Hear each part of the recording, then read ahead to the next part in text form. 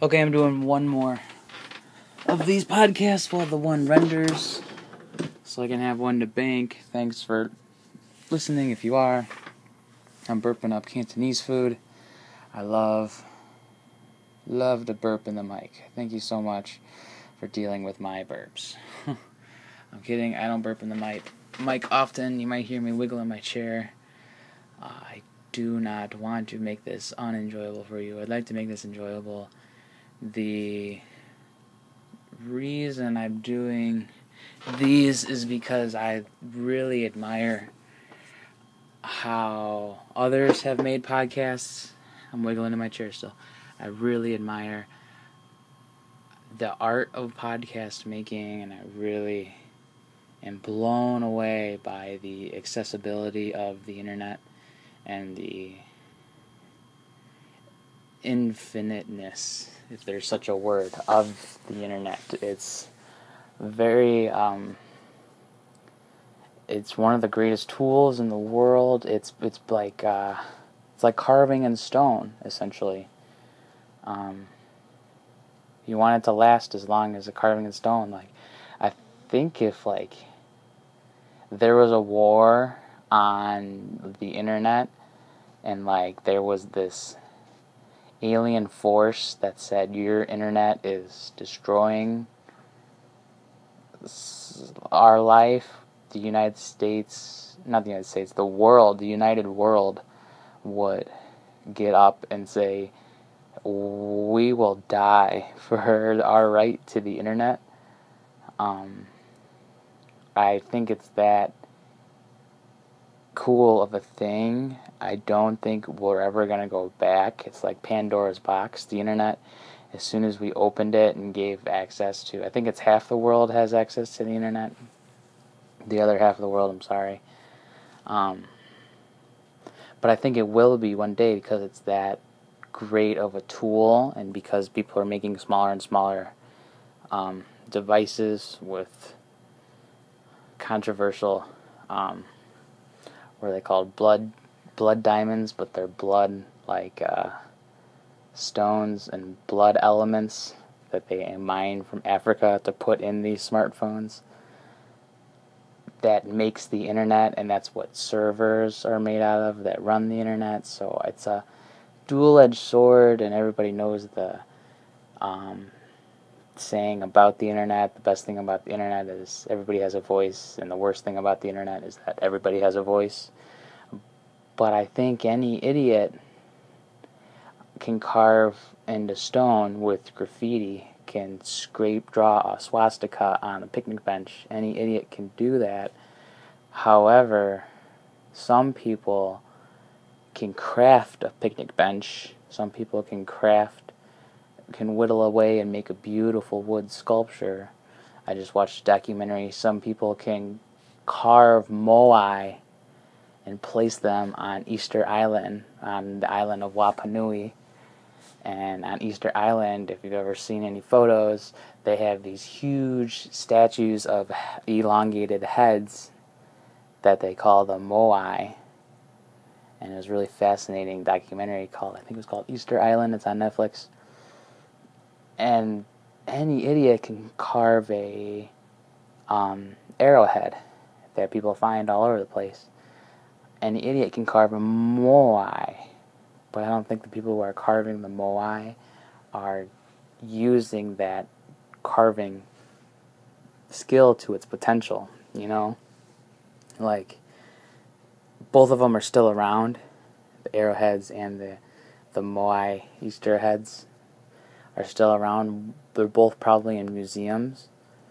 One just has an artistic I don't know, I guess they both have artistic capabilities, so I'm trying to draw a comparison between the carving of stones to the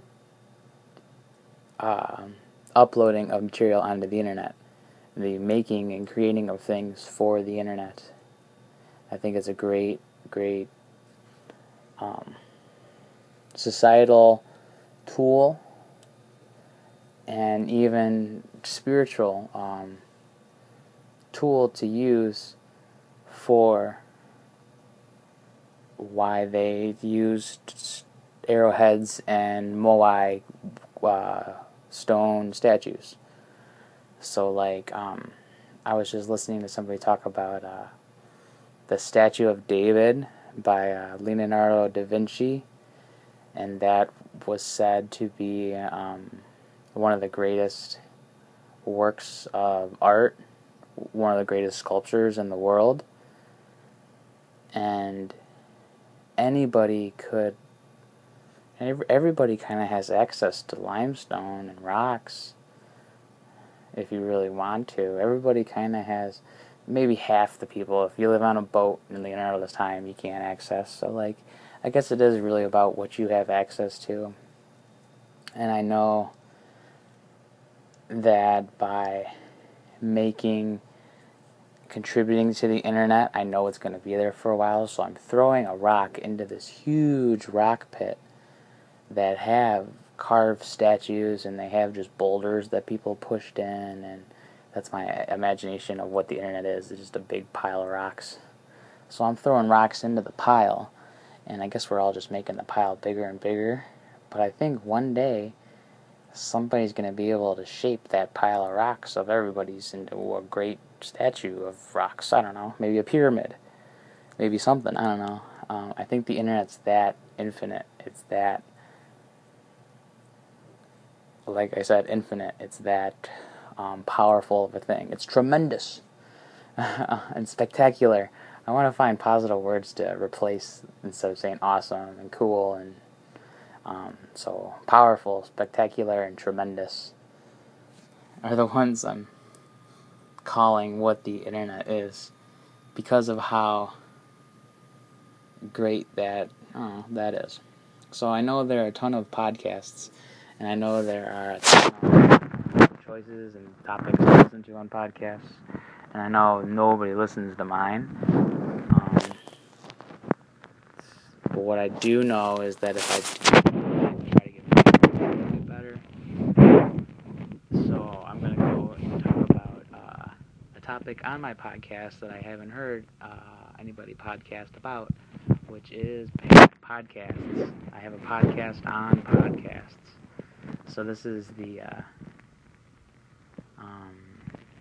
a list of what I've been listening to. I'm going to start off with the first podcast that I ever got hooked on, way back in 2007. It wasn't even a talk radio podcast. It was a podcast called Dubstep.fm. And if you are an EDM fan, an electric dance music fan, there are some really killer DJs that pump out 1 to 2 to 3 hour long mixes of quality, creative, professionally mixed music. So these guys are artists. They keep doing it, and the guys that I've been listening to since 2007, like DJ Faded is from Chicago. I know DJ Immortal Grey is from Portland. And I know there's Tsunami Weather with Javiz. Those are some great podcasts to listen to on podcast.fm. They've been putting out podcasts forever, so I want to say big ups to them. If anybody from that is listening to it, I listen to Dubstep.fm podcast is a great one. Next podcast that I kind of have to go to, because I think it's the one I got hooked on after that. I started listening to this podcast 2-3 years ago, and it's just gotten better. The Joe Rogan Experience. Joe Rogan's the man. If you know who he is, you know a little bit about him. He hosted Fear Factor. He hosted some other shows. He's the commentator on the UFC, the Ultimate Fighter Championship.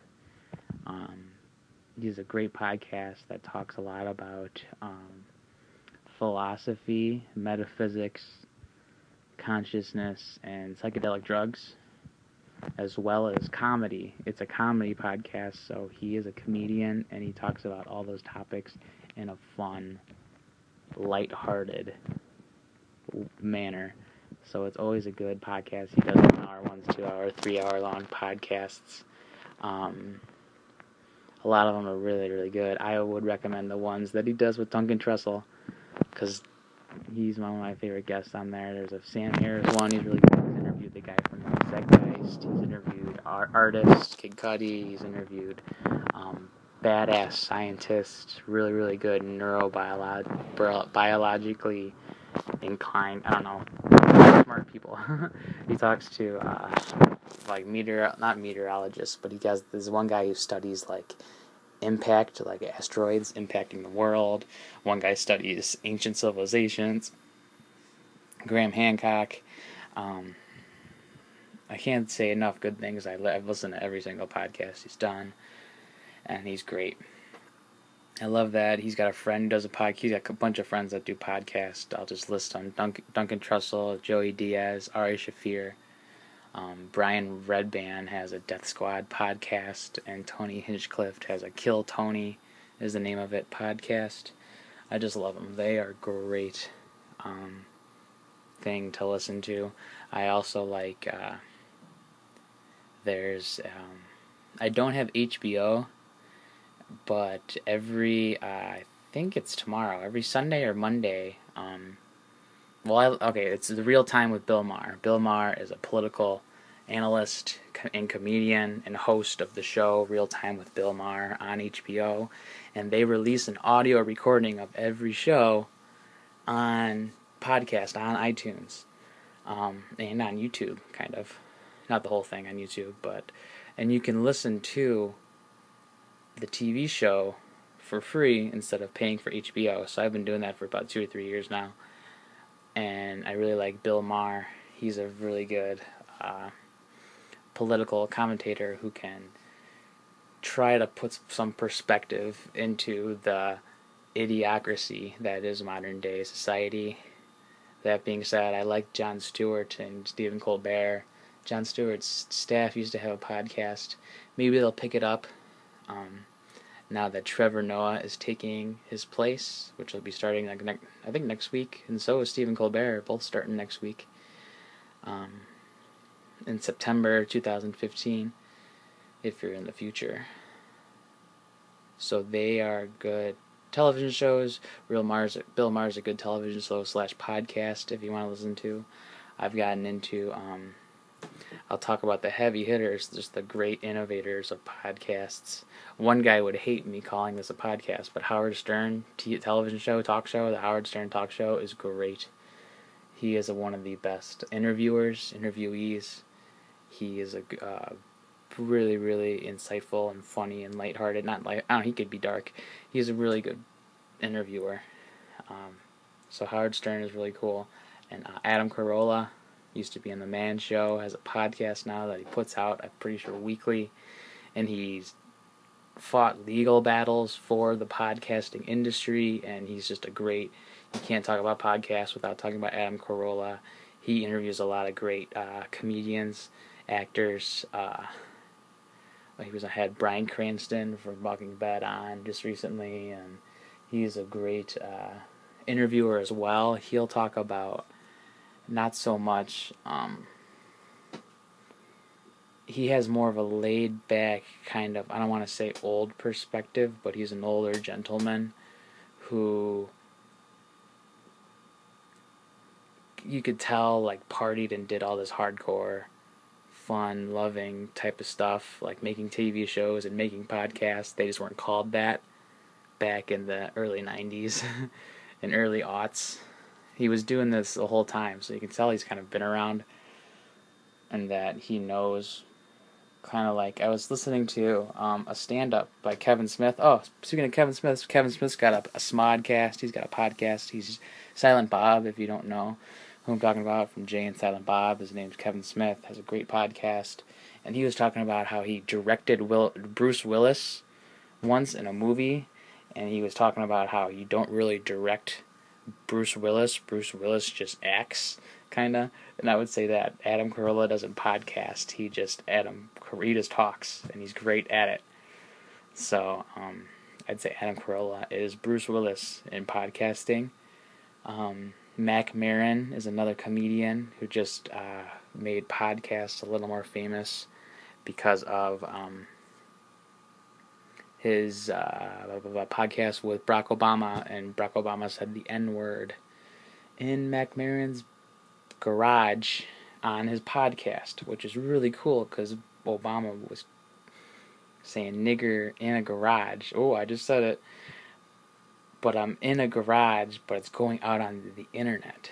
And it's far out how I'm not saying in a derogatory or demeaning way, and that offended you of me saying that. I'm sorry. However, I'm taking the example of Obama saying it in a garage full of less than 100 people, and how it was broadcasted through the infiniteness of the internet, and how everybody heard him say that in the garage, which is, I still think, is really, really cool. And if you skipped ahead, go listen to the podcast from the beginning, because I love that about the internet and how it is just a voice. It's a huge voice. Huge. I tried to do a little surround sound there. If it didn't work, I'm sorry. Please don't hate me. I know nobody's listening to this. However, you should start listening to podcasts because they're really, really fun if you do a slow, monotonous job all day and want a little pep in your step. Listen to some podcasts. They're really, really good.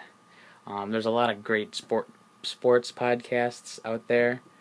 I do not have any of those on my lists. I'm sorry, guys. I don't like watching sports. That being said, there's a lot of great art podcasts that I listen to. There's one by the artist named David Cho called DVD ASA. That's David Cho, podcast called DVD ASA, and he has a lot of stand-up comedians on his podcast as well, and he's a painter. He does a lot of art. And another great art podcast that I've been listening to that actually just started in May, and it's September now, so they have less podcasts than me, but theirs are longer and much better, and they got better followers. But it's just cool that how everybody's starting this podcast thing now. It's called Transgression. I think it's just Transgression podcast. It's on iTunes. It's with artists called Menton3.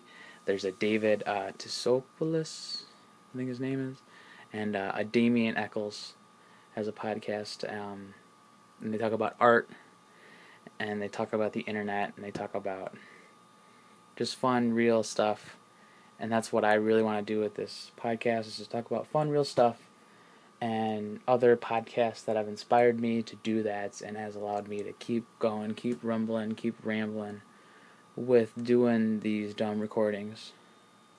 So I'm going to stop belittling myself, but I think what I'm doing is really, really powerful. I think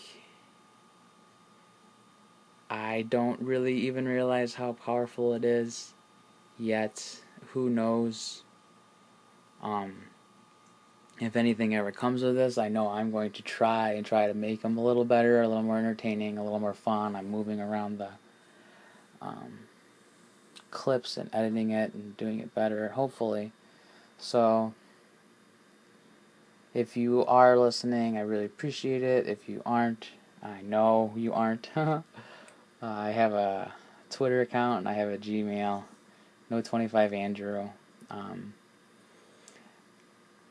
I'm going to call it quits on this podcast. Those are the only ones I can think of right now. Oh, Duncan Trussell, Family Hour is a good podcast. I think those are like the heavy hitters. Joey Diaz, The Church of What's Happening is a good podcast. I have one more that's in my head. It's actually in my phone. I can't think of it right now. But if I do, I'll put it in the next week's podcast. So thanks for listening to this podcast on podcast. This is another episode of No Quarter Podcast. No Quarter Andrew. Kicking it to you live. Stay black, like Joey Diaz says. I love that. He always listens to that today. He's like, stay black. Alright. Have a great night. Have a great, positive, beautiful, easygoing, love-filled, fulfilled night. Morning, daytime, future, if you're listening to this in the future. Mwah-ha-ha. Have a great day. See you later. Joe Rogan, big kiss. Mwah. How it turns off.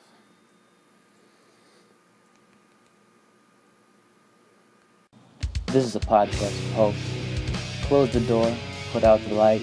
You know they won't be home tonight. You chose the path where no one goes. We hold no quarter.